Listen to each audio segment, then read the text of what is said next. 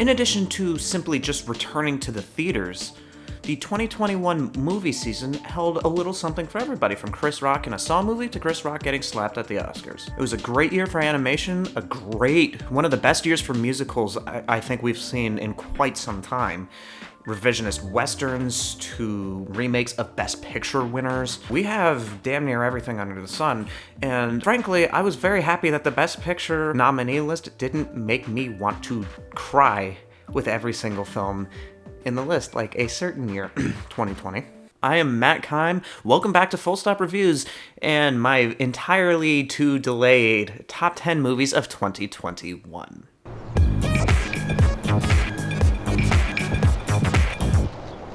Okay, so a quick caveat before I jump into the actual list.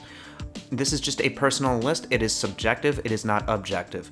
There are movies that I think are objectively better made and will stand the test of time way better, but I have them ranked lower because of how I personally connected to them. This is all about how I connected to these films, nothing more than that. Because I know there's one movie ranking that is gonna piss people off here. The second thing is that I do not claim to be the authority on 2021 movies. Even though I saw almost 40 movies that came out last year, there are so many more that I feel like I should have seen before I could even make a list like this. I felt like 2021 was a very strong year for movies for a number of reasons.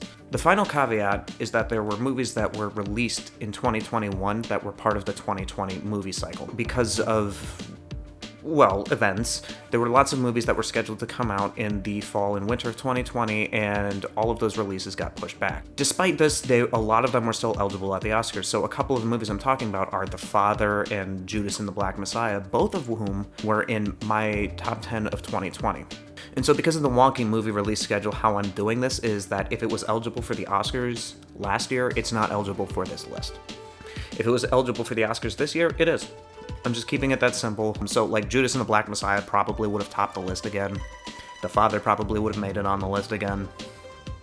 But I talked about those movies, and if you want to see me talk about them, go watch that video. I'm going to put the card here. And before I get to the list, like, comment, subscribe, all that stuff. You like seeing me talk about depressing war movies, apparently. So go watch my come and see video. Or just don't. I don't know. Let's get to the list.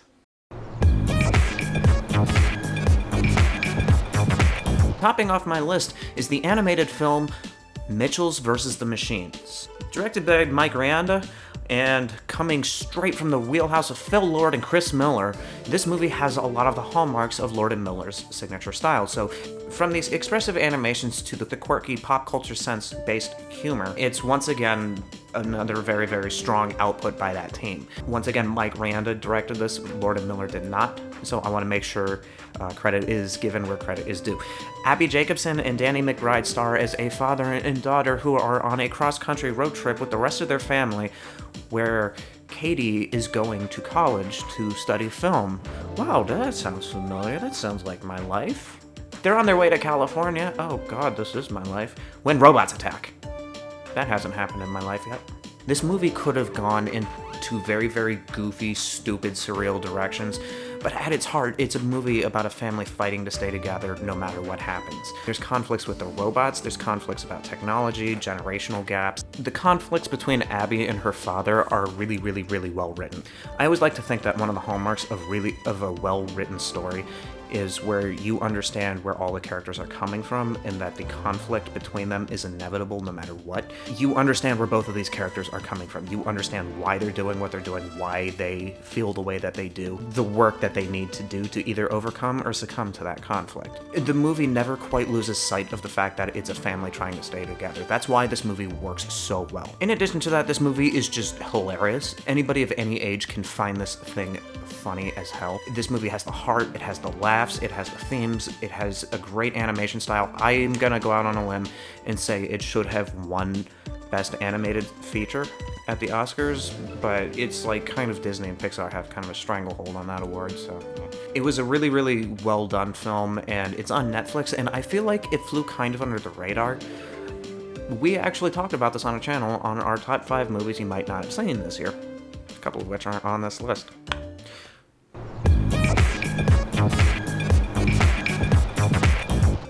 Number 9 was one of the long-running favorites to win Best Picture this year, and it was a bit of a minor surprise that it didn't.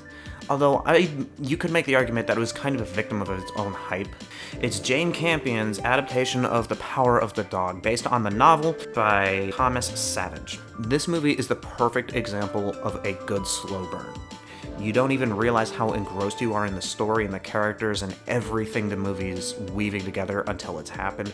There's a lot of twists in this film, and you don't quite see it coming the first time around, but there's kind of an inevitability to where the story goes that is both satisfying and very tragic. The performances all around are amazing, from Cody Smith-McPhee, Jesse Plemons, Kirsten Dunst, Benedict Cumberbatch. Everybody knocks it out of the park. This is a very mature film, and the way it deals with its themes about masculinity, about repression, about abuse, and are very, very deftly handled. Jane Campion is a veteran of the industry, and she's a very good director, and she earned the Oscar she won here.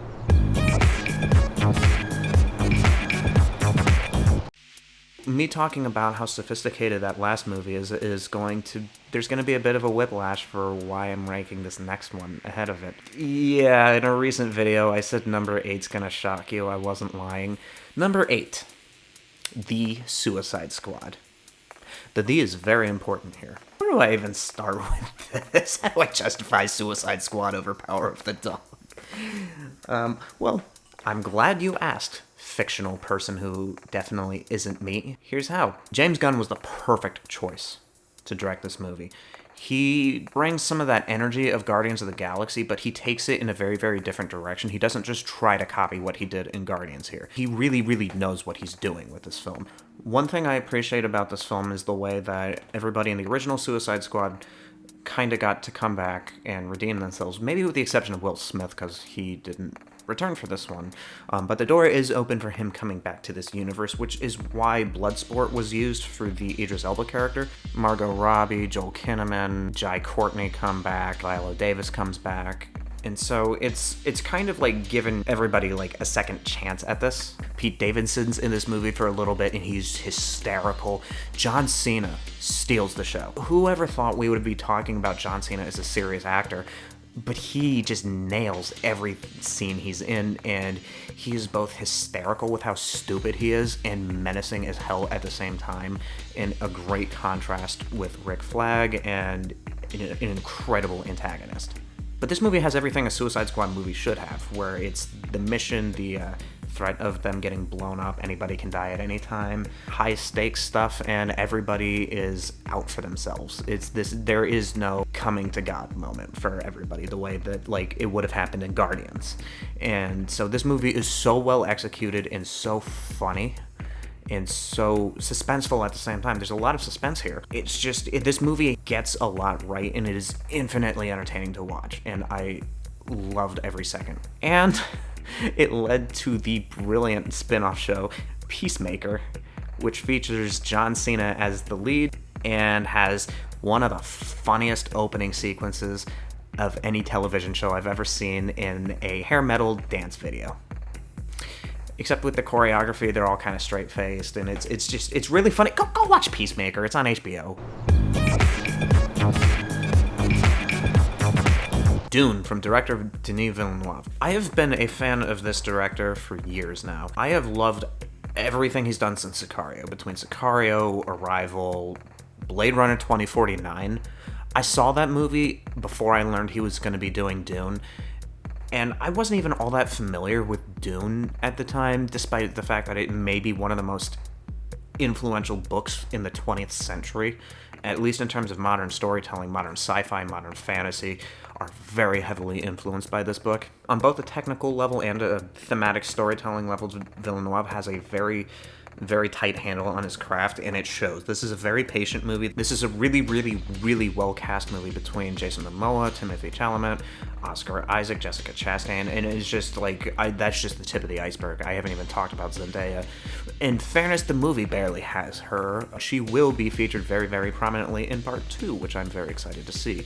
This movie accomplishes what David Lynch, one of the greatest directors of all time, couldn't, and adapts Dune in a way that is palatable for modern audiences to consume. This is a very, very hard story to adapt, at least in movie form. You can make the argument that this story would be a little bit better suited for a miniseries, but the fact that they accomplished what they did with the material they had is nothing short of impressive, because this story has been deemed for decades to be unfilmable, just because of the scale and just the depth that this world has. This movie swept all the technical awards at the Oscars, and you can see why. There's so much care and detail put into every single frame of this film, and it is so engrossing, and despite the fact that it's a 2.5-hour movie, you don't feel its length.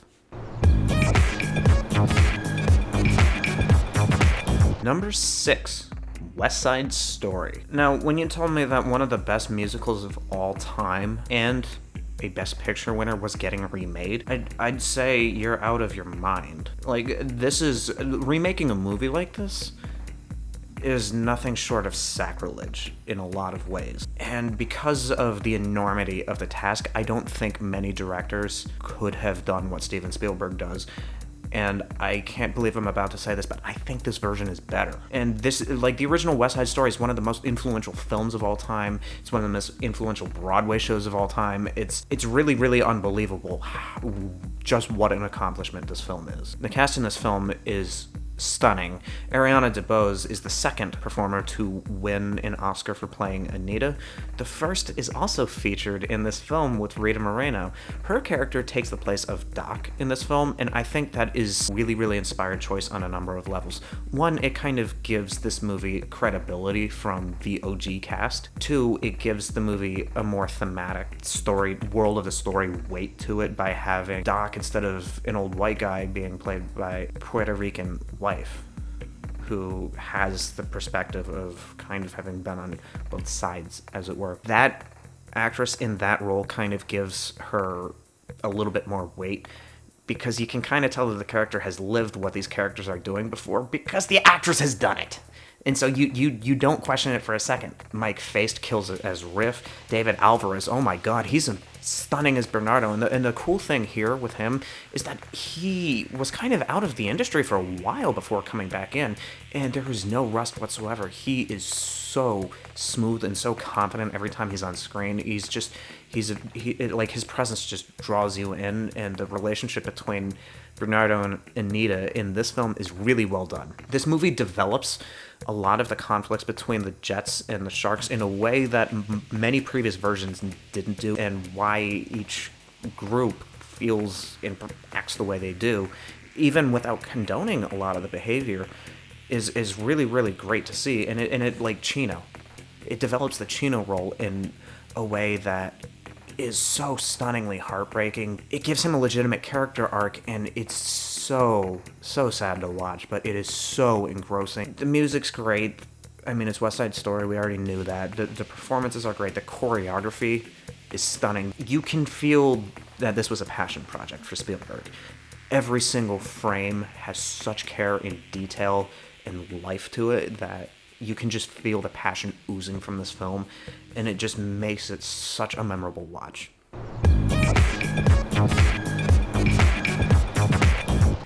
Spider-Man: No Way Home. This movie walks a very, very fine line with fan service, and there are so many ways this could have turned into an outright disaster with how much gets stuffed into this movie. There are villains from 5 other Spider-Man movies being put in here. 3 Spider-Men in this film. References to other MCU characters galore. And so this movie could very, very easily have lost the plot. And in fairness, this movie's plot is kind of really, really wild and out there. But the funny thing is, it's very believable at the same time. It justifies its own existence. It justifies why everybody's being brought together like this. It's not a movie that is... Well, yeah, there's definitely the nostalgia appeal of seeing Tobey Maguire and Andrew Garfield back there, especially with Tobey Maguire and, like, Alfred Molina and Willem Dafoe coming back, which, my god, it was awesome to see again. It was really cool to see them coming back. It was cool to see Andrew Garfield coming back and kind of getting a little bit more recognition. The funny thing is that I always thought Andrew Garfield and Emma Stone were fantastic in the Amazing Spider-Man series. I just didn't think that for whatever reason, the movies didn't quite work, but those two always did. This movie is so satisfying emotionally if you've been at all invested in the MCU, if you had seen any of the Sam Raimi or Amazing Spider-Man films. It is such a wonderful send-off for a lot of these characters, if it even is a send-off or not. And the other impressive thing is that it never loses sight of the fact that this is the Tom Holland Peter Parker story. Everything is motivated by his choices, and his choices have real plot and thematic weight to them in a way that doesn't always happen in the MCU, and there are consequences that you rarely see in these movies. It was really well done, and it's like, even though there's a lot of heartbreaking elements in this film, you don't question it for a second. It was awesome seeing this in theaters, it really was.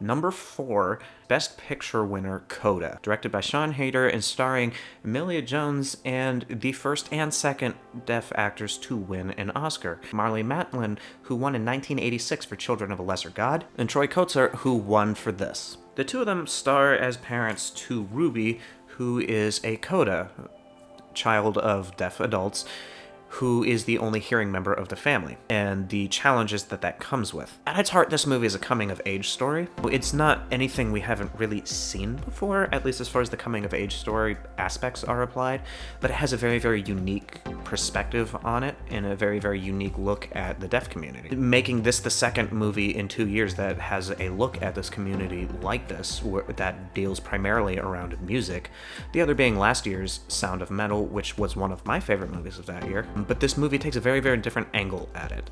And so you have the typical coming-of-age tension, like teenage tension between the parents and the daughter, where she wants to go to college, she wants to do something that might not make a lot of money, she's still trying to find herself, and the parents are kind of set in their ways.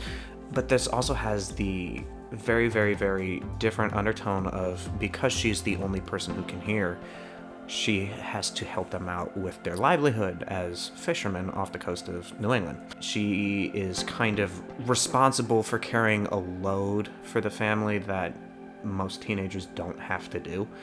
And so there's a lot of very, very real tension that comes from that, and this movie is so well written, and it executes that tension and that conflict very well, and the performances are so endearing. Almost every character in this movie is so likable, and you, like with Mitchells vs. the Machines, you understand where the conflict comes from, you understand why everybody in this movie feels the way they do, and why they want what they want. But once again, it's a family fighting to stay together over some very, very insurmountable odds. This movie is also apparently being adapted into a Broadway musical, and I would love to see how they do it and where they go with it. Okay, number 3 on the list is a movie I've reviewed before. David Lowery's adaptation of The Green Knight, based on the Arthurian legend. This movie has a very, very different roadmap and kind of leads to the same destination as the legend. So if you're at all familiar with the legend, you're kind of familiar with how this movie's gonna play out. This is a medieval coming-of-age story. Like a lot of fantasy stories, it's a quest. But it's a very, very unusual quest. He's questing to go have his head cut off because he promised someone he would. But it's about learning how to be a man and what that really truly entails, learning how to be a knight and what that truly entails. And Dev Patel in the lead role is very, very great. Alicia Vikander, Joel Edgerton also have memorable performances, and the cast goes deeper than that. I've already reviewed it, so I'm not going to go too in depth to it, but there's a lot of stunning visuals in this film, and I really felt like it flew under the radar after it got released. It was hyped up for a few weeks and then kind of forgotten about after that, which is too bad because this movie was so well done. This movie was a very, very surrealistic way of telling an already bizarre story. It was cool seeing Arthurian legend be adapted like that, and it was cool seeing the movie play out the way it did. By the way, it technically counts as a Christmas movie. I'm just saying.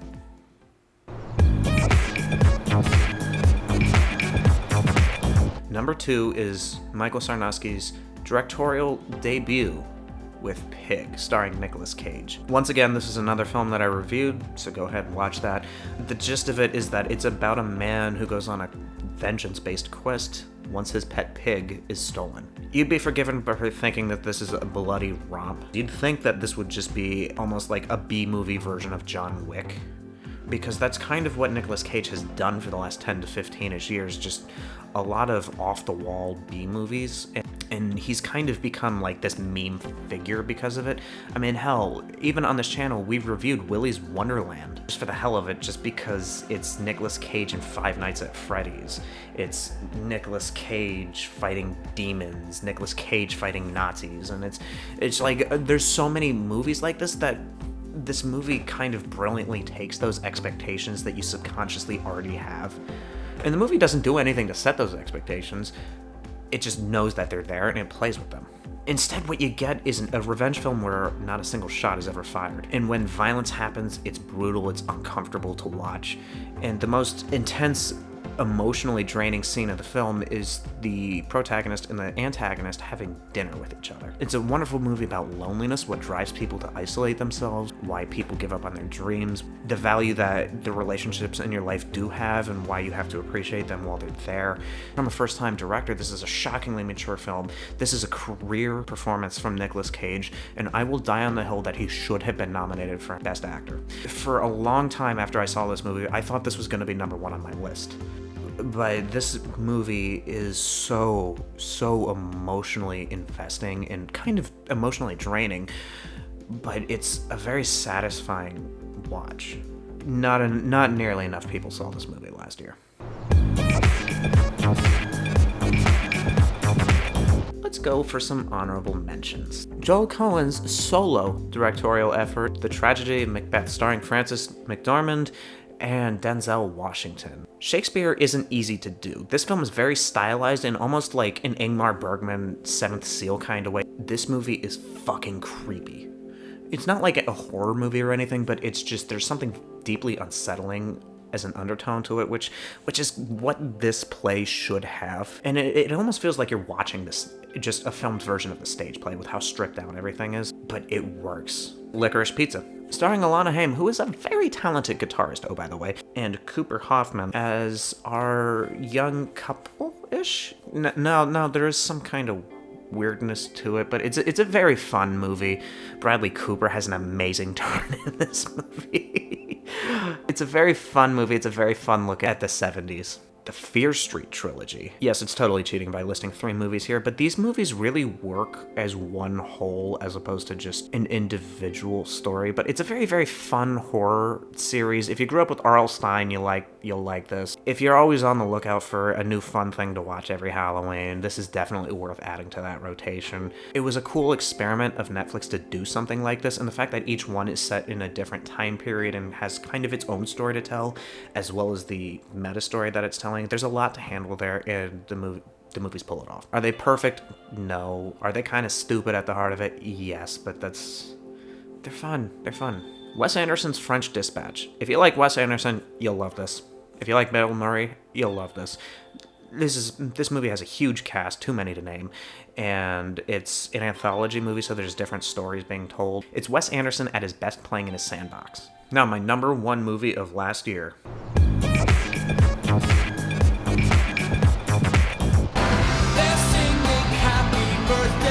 Just want to lay down and cry. Lin-Manuel Miranda's Tick, Tick, Boom, which is based on the rock monologue by Jonathan Larson. It stars Andrew Garfield, Vanessa Hudgens, Alexandra Shipp, and others. Maybe it's because of where I am in my life in terms of I'm uprooting my life, moving to the other side of the country, and then doing something insane like pursuing acting or filmmaking at a professional level.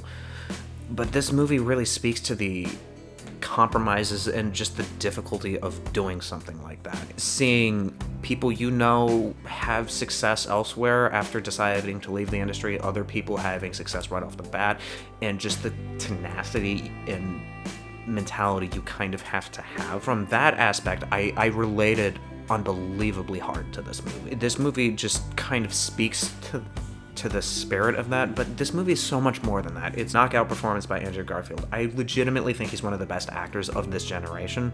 Between this and Tammy Faye, and I mean even Spider-Man, he had a great year.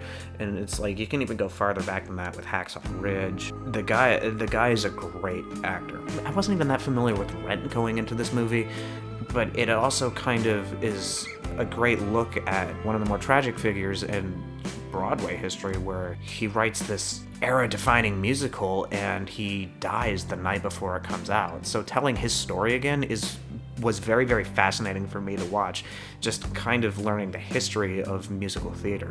The music is great, and it was very, very important to the creators of this film that the soundtrack was all Jonathan Larson, so they went to like the Library of Congress to find old recordings and redid them with their own cast. And so they wanted everything to be credited to Larson. There's such a respect for that story and the original creator that it was very fun to see.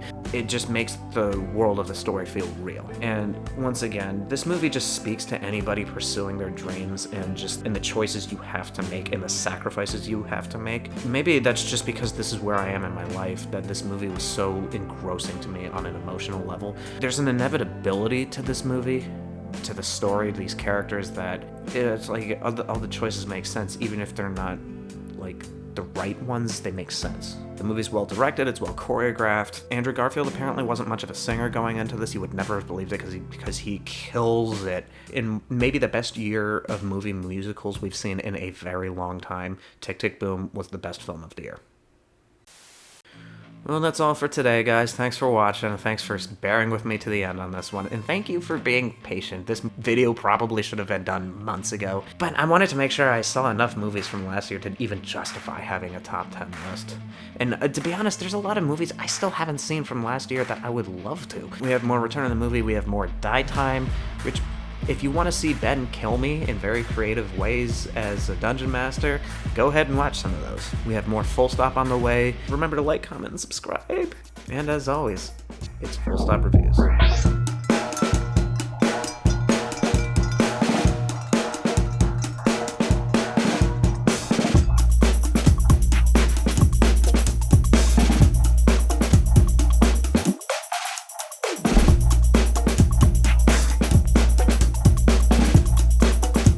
I told you number 8 would shock you. I said in an earlier video, also about a DC film, that it would shock you. Was I wrong?